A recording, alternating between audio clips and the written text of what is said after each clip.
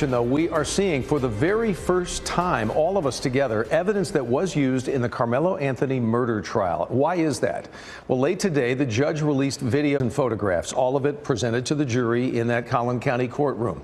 It's the very first time any of us are seeing what the jury saw, especially during the track meet stabbing that killed 17-year-old Austin Metcalf last year. So let's start with this. Here's surveillance video from Kuykendall Stadium. It was enhanced by investigators, so this is what they showed for the jury in the trial. Take a look, upper left of the screen, you see the tent right there. A commotion's breaking out under the tent, and then a person, highlighted now, is going to pop out from behind it and then starts to run away down the stairs and down the way.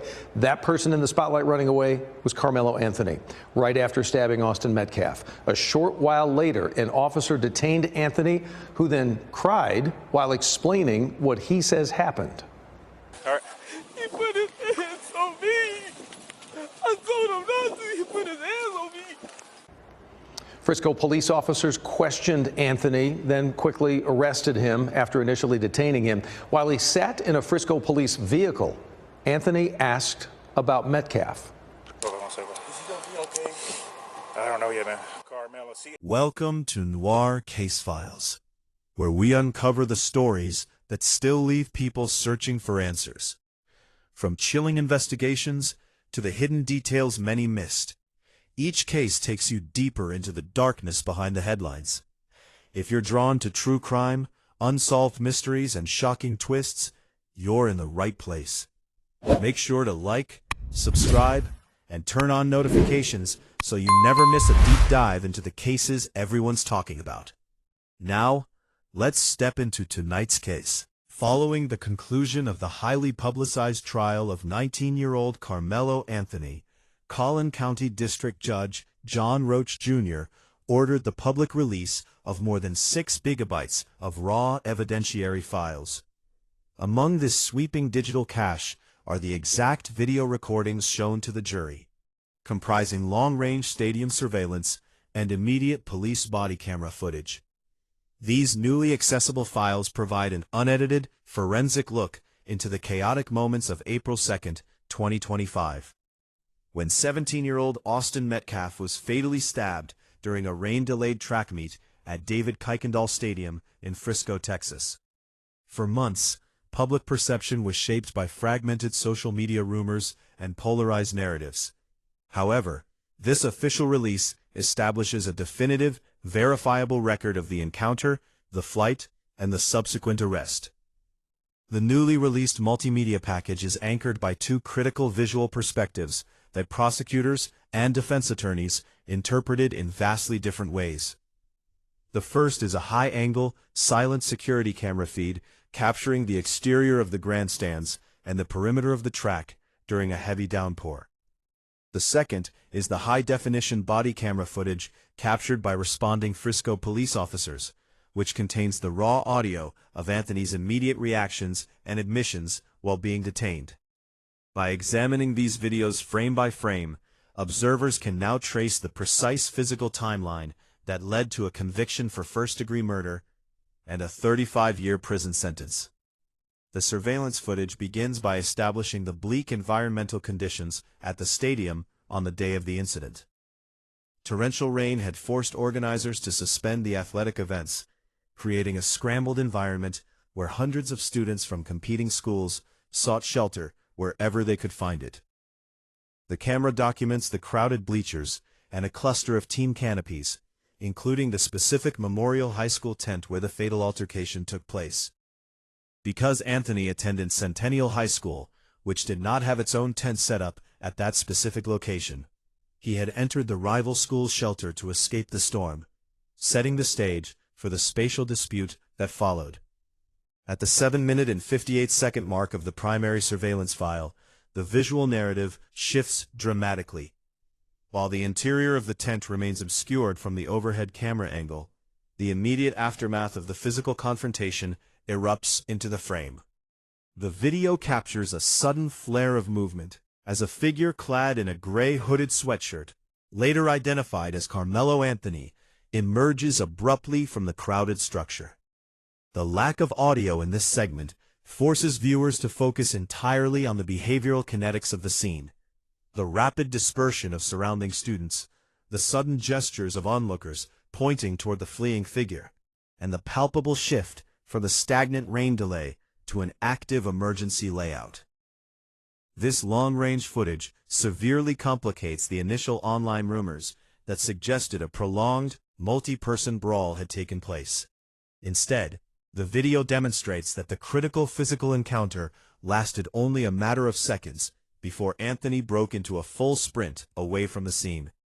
As Chapter 1 establishes this foundational layout, the newly released files transition from a broad look at a chaotic track meet to a highly specific tracking sequence of a suspect in flight, providing the concrete forensic data that ultimately drove the jury's rapid 3-hour deliberation.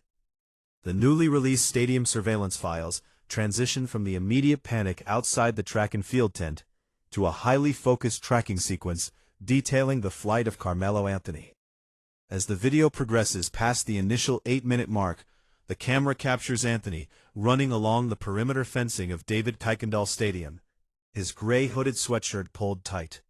The video provides critical context regarding his movements immediately after the stabbing, showing that his departure from the scene was rapid, deliberate, and entirely unprompted by any physical pursuit. No other students are seen chasing him, and there is no indication on the tape that he was facing an ongoing physical threat as he exited the sports complex. This specific footage became a cornerstone of the prosecution's argument during the trial, as they used Anthony's swift exit to establish consciousness of guilt. In first-degree murder cases, the immediate flight of a suspect is frequently utilized by legal teams to counter claims of accidental conduct or justifiable self-defense. The surveillance shows Anthony navigating the exterior walkways of the facility, occasionally looking over his shoulder before moving toward a nearby parking lot and exiting the camera's field of view. The calmness of the surrounding environment in this footage contrasts sharply with the violence that had just occurred inside the tent, offering the jury a clear visual representation of the moments following the fatal blow. Simultaneously, the released files include the secondary surveillance angles from neighboring business cameras and municipal traffic feeds, which allowed Frisco police dispatchers to construct a real-time tracking grid. By piecing these distinct visual perspectives together, investigators were able to coordinate a targeted perimeter search within minutes of the initial 911 calls. The digital trail shows Anthony moving away from the immediate vicinity of the high school stadium and heading toward a residential area, a trajectory that eventually led him to a local convenience store, where his final encounter with law enforcement took place. The value of this video evidence lies in its ability to strip away the conflicting testimonies of eyewitnesses who were inside the chaotic tent. While memory can fade or become distorted by the trauma of witnessing a stabbing, the time-stamped digital video remains static. The defense attempted to frame this flight not as an admission of guilt, but as a panic-induced response from a 19-year-old student with a 3.7 GPA and no prior criminal history who had suddenly found himself in a life-or-death confrontation. However, the steady, uninterrupted pace of Anthony's movement, as documented by the external cameras, ultimately supported the prosecution's narrative of a calculated retreat. By the conclusion of this tracking sequence, the raw data establishes the exact geographical and temporal bridge between the stadium violence and the high-stakes arrest sequence captured on police body cameras. The public release of the Frisco Police Department's body-worn camera footage marks the transition from silent stadium surveillance to the raw, high-definition audio and video recording of Karmelo Anthony's apprehension. The file begins with a police cruiser pulling into the concrete parking lot of a local convenience store, located roughly a mile away from David Kuykendall Stadium. The timestamp on the recording indicates that less than 20 minutes had elapsed since the initial emergency broadcast went out to patrolling units. As the officer opens the vehicle door, the audio captures the ambient hum of windshield wipers and distant sirens, immediately establishing the high-tension environment confronting the responding officers. Anthony is visible on the camera feed, standing near the exterior wall of the business, still wearing the gray hooded sweatshirt observed in the stadium tracking sequences. The footage documents a rapid escalation in police procedure as multiple officers draw their service weapons and issue loud, overlapping commands for Anthony to raise his hands and step away from the structure.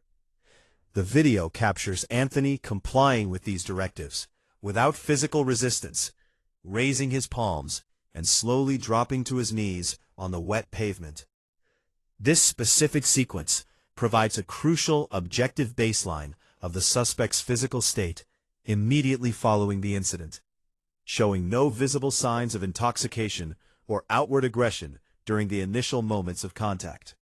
As officers move in to apply handcuffs, the body camera audio records the first verbal exchanges between Anthony and law enforcement. The recording captures Anthony speaking in a highly elevated, rapid tone, repeatedly asking why he is being detained, while asserting that he was attacked first. This immediate statement became a focal point for both legal teams during the trial. The defense argued that his spontaneous declarations on the body camera footage proved he was operating under a genuine state of fear and confusion, validating their claim of a split-second self-defense reaction. The prosecution, conversely, pointed to the clarity and consistency of his speech to argue that he was fully aware of his actions and was already attempting to construct a favorable narrative before being formally questioned.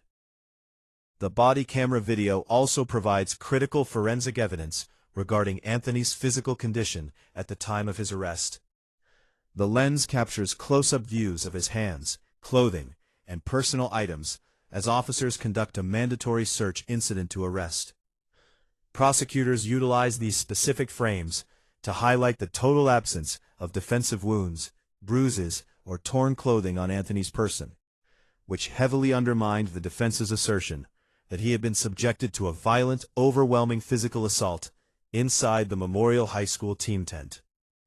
By documenting the exact physical state of the suspect and preserving his raw, unscripted statements, the convenience store footage sets the stage for the formal investigative processing that occurred once Anthony arrived at the police headquarters. Following the dramatic physical apprehension documented on the body-worn cameras, the newly released evidentiary files focus heavily on the collection and forensic processing of the physical weapon used in the offense. Among the digital records made public by the Collin County District Clerk are high-resolution crime scene photographs and property log entries documenting a gray-handled utility knife with a 3.5-inch folding blade. This tool, routinely introduced to the jury as State's Exhibit 11, serves as the definitive physical link between the verbal dispute inside the Memorial High School team tent and the fatal injuries suffered by Austin Metcalf. The digital files reveal exactly how the weapon was recovered by Frisco police investigators following the containment of the convenience store crime scene. According to the investigative timeline established in the police reports, the utility knife was not found in Anthony's direct possession at the precise moment he was handcuffed on the pavement. Instead, the body camera footage captures an officer retracing the final few yards of Anthony's path along the side of the commercial building. The lens documents the discovery of the gray utility tool resting near a drainage grate, where it had been discarded immediately prior to the arrival of the first patrol unit. The forensic examination of the blade became a highly technical point of contention during the 2-week trial, and the newly public documentation illustrates why. Forensic scientists with the Texas Department of Public Safety processed the knife for cellular material, latent fingerprints, and biological evidence. The released datasheets confirm that DNA matching Austin Metcalf was identified on the forward edge of the 3.5-inch blade, while touch DNA on the textured gray handle matched Karmelo Anthony. This objective laboratory data effectively removed any ambiguity regarding whether the specific weapon recovered at the convenience store was the instrument that caused the fatal wound. Furthermore, the physical characteristics of the knife played a central role in defeating the defense's argument that Anthony had acted without calculation or intent. Prosecutors highlighted the mechanical layout of the folding utility knife, pointing out that it required a distinct, deliberate physical action to deploy the blade from its housing. The prosecution utilized the weapon's dimensions and locking mechanism to argue that Anthony had consciously prepared for violence when he reached into his backpack inside the tent, rather than simply reacting to a sudden push. Conversely, the defense attempted to minimize the weapon's profile, characterizing it as a standard pocket utility tool commonly carried by students for everyday tasks, rather than a tactical weapon designed for combat. The public release of these precise weapon specifications allows for a direct evaluation of the physical evidence that ultimately convinced the jury that the stabbing was an act of intentional murder rather than a justifiable use of force. The newly released evidentiary files contain a critical audio component that shifted the weight of the trial: the in-car recording from the Frisco police transport vehicle. Once Karmelo Anthony was searched, handcuffed, and secured in the rear passenger seat of the patrol cruiser, the vehicle's internal dashboard camera remained operational, continuously recording both video and audio. This segment of the digital release captures the exact raw state of mind of the 19-year-old suspect immediately following his apprehension at the convenience store, providing the jury with an unedited window into his initial legal positioning and cognitive processing before any formal interrogation could commence. For the prosecution, the most devastating piece of evidence within this entire 6-gigabyte digital release occurs during a brief verbal exchange between the arresting officer and police dispatch. As the officer sits in the driver's seat, inputting data into his mobile terminal, he speaks into his radio microphone to communicate that he has the alleged suspect in custody. The internal microphone picks up Anthony's voice clearly from the back seat, cutting through the ambient static of the police radio. Anthony states explicitly, "I'm not alleged, I did it." This spontaneous admission was played repeatedly for the jury during the trial to demonstrate a clear acknowledgement of the physical act, effectively removing any baseline debate over identity or whether a secondary actor could have been involved in the stadium altercation. Legal teams on both sides parsed the remainder of the transport audio frame by frame to support their respective theories of the case. The defense team emphasized that the recording captures a highly agitated, hyperventilating teenager who was explicitly expressing confusion and fear about how a brief physical dispute over a track meet seating arrangement had escalated so drastically. Anthony can be heard repeating that he was outnumbered inside the Memorial High School team tent, maintaining that he felt physically trapped by multiple individuals who were demanding he leave the shelter.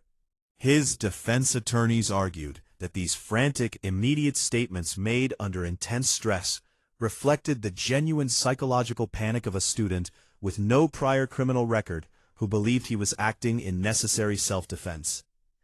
Conversely, the prosecution pointed to the same transport recording to argue a completely different narrative. They asserted that Anthony's immediate pivot to framing himself as the victim, combined with the lack of any physical injuries or respiratory distress on the video, showed a calculated attempt to mitigate his legal jeopardy. Rather than demonstrating remorse or checking on the condition of the person he had just stabbed, Anthony's focus on the recording remains entirely on his own detention and the justification of his actions. This unfiltered audio track from the patrol car ultimately provided the Collin County jury with the direct behavioral evidence they needed to assess intent, creating a stark digital record that heavily influenced their swift 3-hour deliberation and ultimate first-degree murder conviction. The release of the technical medical evidence and forensic autopsy files marks the most clinically precise phase of the public data disclosure from the Collin County District Clerk's Office. During the 5th day of the trial, prosecutors called Collin County Chief Medical Examiner Dr. Elizabeth Ventura to provide expert testimony regarding the exact biological mechanism of Austin Metcalf's death. The newly unsealed documents include Dr. Ventura's comprehensive post-mortem report, high-resolution anatomical charts, and the specific entry wound photographs shown exclusively to the 12-person jury. This body of evidence systematically stripped away the competing behavioral interpretations offered by witnesses, grounding the final verdict in raw, unalterable physiological data. According to the unsealed autopsy findings, the fatal injury was restricted to a single, localized puncture located on the left side of Metcalf's chest. Dr. Ventura's report details a gaping incised wound measuring 2.5 inches in length along the surface of the skin. The internal tract of the wound extended exactly 2 inches deep, cutting a path directly through the cartilage of the sternum before perforating the right ventricle of Metcalf's heart. The medical examiner's documentation established that an injury of this specific magnitude, penetrating a major cardiac chamber, caused massive, catastrophic internal hemorrhaging that rendered the injury entirely non-survivable, regardless of the rapid deployment of Frisco ISD athletic trainers who attempted cardiopulmonary resuscitation on the bleachers. The precision of this wound path data became a primary weapon for the Collin County District Attorney's Office in dismantling the defense's claim of self-defense. During cross-examination, defense attorneys attempted to use the trajectory of the knife blade to suggest that Metcalf was leaning forward aggressively or pinning Anthony down at the moment of impact. Toby Shook, representing Anthony, questioned Dr. Ventura extensively on whether the internal angle of the cut could conclusively prove the physical positioning of the two teenagers inside the Memorial High School team tent. Dr. Ventura testified neutrally that from a strictly medical standpoint, there were multiple physical configurations that could produce that exact wound tract, refusing to validate the defense's specific geometric reenactment of a desperate upward defensive thrust. Crucially, the medical examiner's public report confirmed the total absence of any secondary or defensive knife wounds on Austin Metcalf's body. There were no lacerations on Metcalf's forearms, palms, or fingers, injuries that typically characterize an individual attempting to block, grab, or parry an oncoming blade during a prolonged physical struggle. This specific medical detail heavily reinforced the prosecution's narrative that the stabbing was an unexpected, sudden escalation rather than a mutual fight.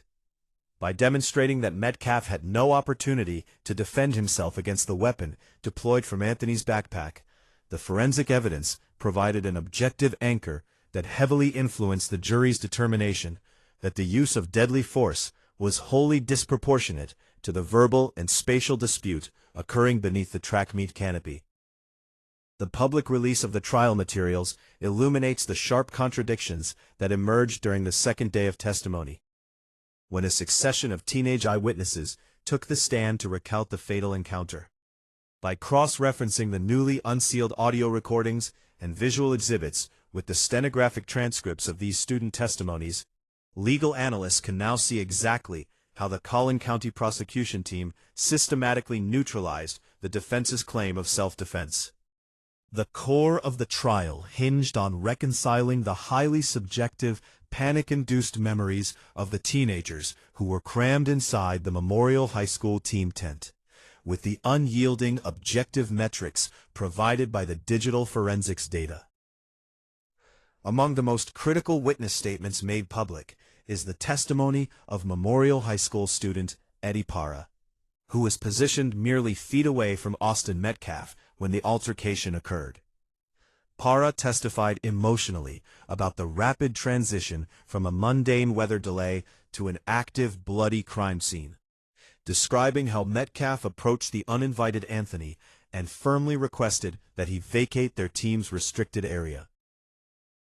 According to Parra's testimony, when Anthony initially refused to move, Metcalf made physical contact by either pushing or grabbing him to enforce the evacuation. The newly unsealed files contain the defense's cross-examination of Parra, where they tried aggressively to frame this physical contact as an act of group intimidation or a severe physical assault that would legally justify a defensive reaction. However, the state countered this defense narrative by introducing testimony from another student eyewitness, who provided the jury with a devastating conceptual framework. This witness explicitly testified that he did not view Anthony's actions as self-defense, memorably characterizing the fatal blow to the jury as a clear-cut instance of deploying lethal force against entirely non-lethal force. The student explained that while Metcalf had used physical force to evict an intruder from a school tent, at no point was Metcalf or any other student brandishing a weapon, making a threat of severe bodily harm, or outnumbering Anthony in a violent manner. This specific phrasing deeply resonated with the jury, as it drew a sharp legal distinction between a common high school scuffle and an intentional act of first-degree homicide. To further solidify this point, prosecutors utilized the precise timeline extracted from the stadium's security camera feed to highlight the extreme velocity of the confrontation, proving it lasted only a matter of seconds.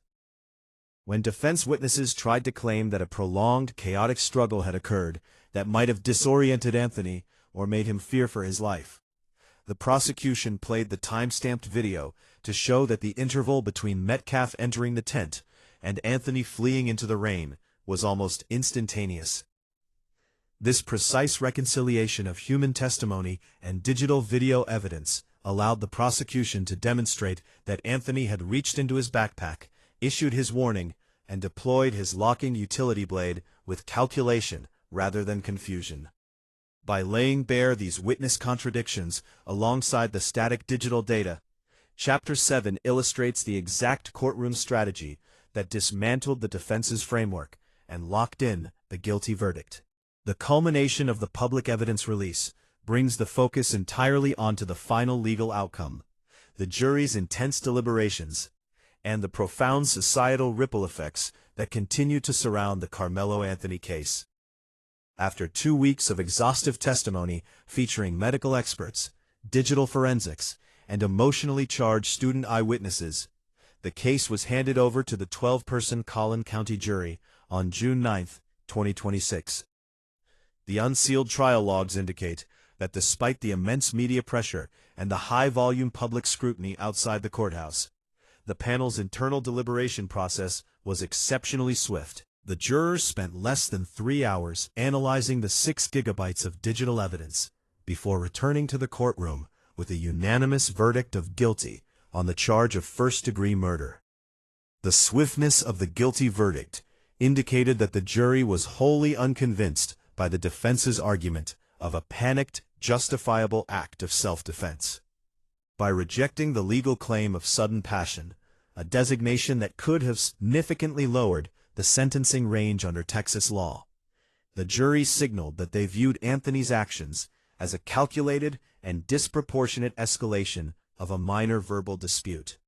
During the sentencing phase immediately following the verdict, the prosecution successfully argued for a severe penalty that reflected the finality of Austin Metcalf's death and the total devastation inflicted upon his family. District Judge John Roach Jr. ultimately handed down a 35-year prison sentence, noting that Anthony would be required to serve at least half of that duration before becoming eligible to apply for parole. Beyond the courtroom walls, the digital case files reveal the intense public aftermath and the unprecedented wave of digital harassment that targeted those involved in the trial. In the weeks following the verdict, law enforcement documents confirm that the Metcalf family was subjected to multiple high-risk swatting incidents, wherein anonymous internet actors placed fraudulent emergency calls to dispatchers, falsely claiming that active violent crimes were occurring at the family's residence. These incidents forced the Frisco Police Department to deploy emergency tactical units to the grieving family's home, illustrating how viral social media misinformation and polarized public opinions can manifest into dangerous, real-world harassment campaigns long after a trial concludes. Ultimately, the complete public disclosure of the video, audio, and forensic data serves a vital institutional purpose. It replaces speculation with an unyielding, objective historical record. For legal scholars, civil rights advocates, and educators, the case of Karmelo Anthony stands as a stark, cautionary benchmark regarding the intersection of juvenile physical disputes, the carrying of concealed weapons on school property, and the severe legal mechanics of Texas homicide statutes. By reviewing the raw, frame-by-frame evidence from the rain-slicked tracking sequences at David Kuykendall Stadium to the spontaneous, self-incriminating audio recorded inside the police transport vehicle, the public is left with a clear, unambiguous view of the tragic timeline that permanently cut short the life of Austin Metcalf and locked away 19-year-old Karmelo Anthony for decades to come.